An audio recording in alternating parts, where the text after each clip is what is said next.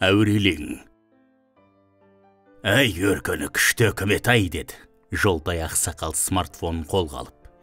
Зейнетке шығып, қыңыр қағидасына басып ауылда бірер жыл отырған соң Кенжеұлдың дегеніне көніп қалаға қоныс аударғалда 2 жылдың жүзі болды. Қазір смартфонның кәнігі маманы, тіптен немереге де жалынбайды. Өз қажетін өзі онлайн орындап алады.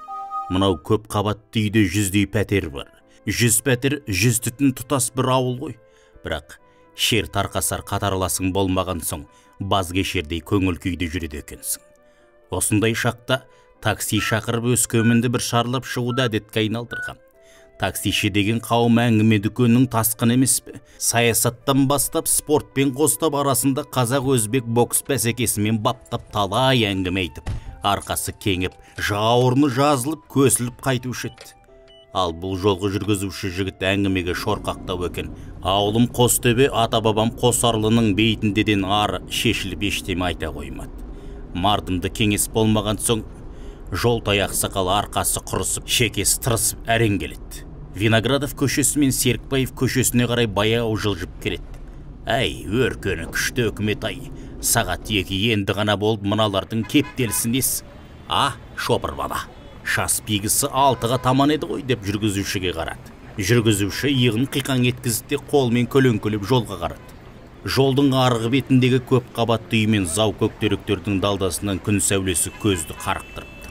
Тапатал түстегі кептелістің гәбі айналма жолдың дәл ортасында тұрған 2 көлікті екен. Жол көлік оқиғасына 2 көлік кінәлі. Ал маңайында 3 бірдей май мәшінесі тұр. Жолтай ақсақал мінген такси жылжи осы тұсқа жеткенде май маманы тоқтатып, өзін таныстырған соң шопыр жігіттен кездейсоқ куәгер болуын өтінді. Бұл сөзді естіген жөкең, балам, мен куәгер болайын деп таксиден шығып кетті. Жол көлік оқиғасына түскен 2 жүргізуші бір-бірімізге кінә артпаймыз. Өзара келістік, май мен полицей тарапынан көмек керек жоқ, десе де полицей мамандар көнбепті. Өйткені оларға бір мезетте 112 шұғыл байланыс арқылы 2 қоңырау түскен екен.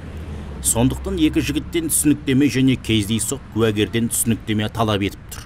Бағанадан бері қанша көлік тоқтатса да куәгер болудан бәрі бас тартқан екен. Жолтай ақсақал мән жаймен танысқан соң, өркені күшті үкімет ай, әкел қағазыңды, бәрін жазып берем. Қара сөзге қақалып жүрген адаммын деді, оқиғаны сипаттап 2 қоңыраудан келген 2 полицей маманына 2 түсініктеме жазып бере салды. Жол көлік оқиғасына түскен 2 жігітте кезек-кезек ақсақалға алғысы айтып, үйіне жеткізер ат көлік қамын реттеп берді. Осы оқиғадан бері 2 апта өткен соң Жолтай ақсақалға полицей басқармасынан қоңырау түсті. Алло, Жолтай Қосманұлы? Бұл Өскемен қалалық полицей басқармасынан. Ол тыңдап тұрмын. Ақсақал, біз 8 қаңтар күні сіздің жол көлік оқиғасына куәгерлігіңіз туралы бір мәселені анықтап алсақ деп едік. Өркені күшті үкімет ай, ол не мәселе? Ақсақал, сіз бір түсініктемеңізде оқиға түс кезінде болды депсіз де, екіншісінде күн батуға еңкейген шақ депсіз. Содан нақты айтыңызшы, оқиға қай мезгілде болды, сағат нешет? Осы сәтте Жолтай ақсақал терезеден сыртқа қарады. Күн батыс жаққа қараған терезеде кешкі мезгіл көрініп тұр. Ал қол сағаты сағат 2:30-ды көрсетіп тұр. Әй олым, нақты есімде жоқ, Бірақ дәл осы кез болатын. Сағат 2:30-дар шамасы. Күн батуға таяу болатын деді, қарқылдап көрді. Алло, ақсақал, сізде бәрі дұрыс па? Бәрі дұрыс, шырағым. Бәрі дұрыс. Дұрыс емес сендерде. Өркені күшті үкімет ай. Алло, Жолтай Қосманұлы. Алло, әй шырағым, терезең бар ма? Сыртқа қараш. Жолтай Қосманұлы, сізде бәрі расымен дұрыс па? Дұрыс болғанда қалай, бәрі дұрыс. Өркені күшті үкіметім ай. Мына жерде терезенің қатысы қанша, ақсақал? Сағатты ауыстырдыңдар, күнді ауыстырған жоқсыңдар ғой, шырағым. Осы сәтте инспекторды еріксіз күлкіге басты. Рас, ақсақал, рас деп Жолкең екеуі бірге күлді. Ерте күнді кеш қылған, сағат 3-ті 5 қылған. Әй, өркені күшті үкімет ай деді, Жолтай ақсақал тұтқан қоя салды.